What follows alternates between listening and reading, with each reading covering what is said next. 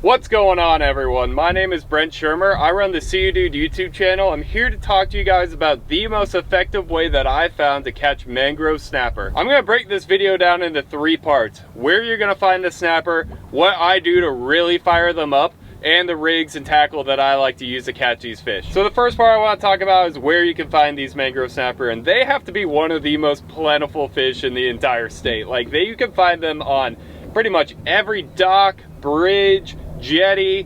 If you go offshore, you hit some wrecks, you hit a reef, you hit a ledge, they're everywhere. And the key to what I found to really get them fired up is you have to chum. If you chum, they will come. And what I mean by chumming is you could use a chum block, get a little bit of the chunks of fish from that chum block in the water. You just pick that up at your local bait shop. But what I found is the most effective method is if you can load up on live bait, whether it's greenbacks, threadfins, pilchards, sardines, pinfish, mahara, doesn't matter.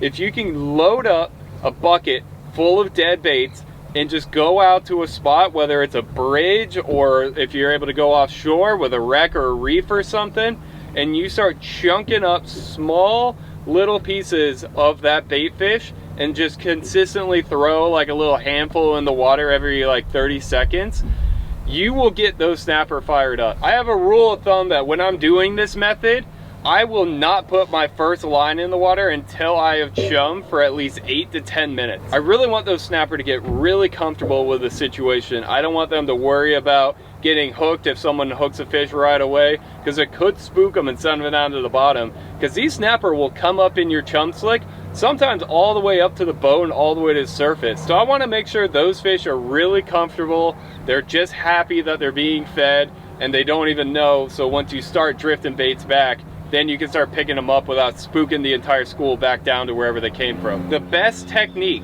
to catch them when you're using the chumming method like this is to have super light line, super small hook, and just free line a chunk back just like any of the other chunks. This thing gets like a chunk from the chum and they'll pick it up that way. So let's move right into the rigs and tackle that I like to use. So I like to use a little bit lighter setups. When you're chumming them up like this, you're getting them off the bottom. You can kind of play them a little bit more than you would if you're fishing directly on the reef or the wreck or the structure.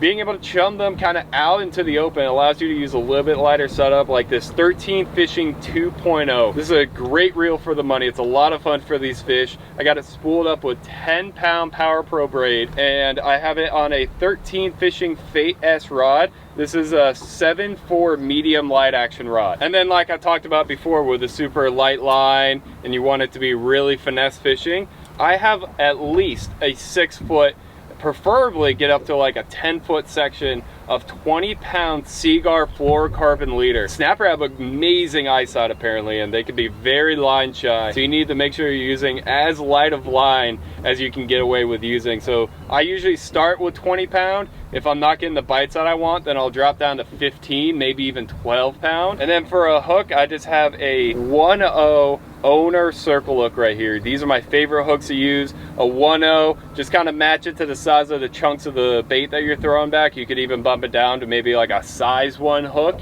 Doesn't really matter. You just want to be able to use a hook that's small enough that you can really hide your bait or your hook inside your bait so the snapper can't even see any of your tackle while it's coming down, and then they'll just pick it up like it's a piece of chum falling back. And it is an incredibly effective method to go out and not only get a lot of snapper, but get some big ones. And like I was saying, you don't have to be offshore. This method works incredibly well at the Skyway Fishing Pier. I've done it at some local bridges as well. If there's an area with snapper, you can chum them up if you have enough baits, and you'll get some pretty big ones doing that as well. That'll do it, guys. I hope you guys learned something. I hope you can take these tips and go out and catch yourself some dinner.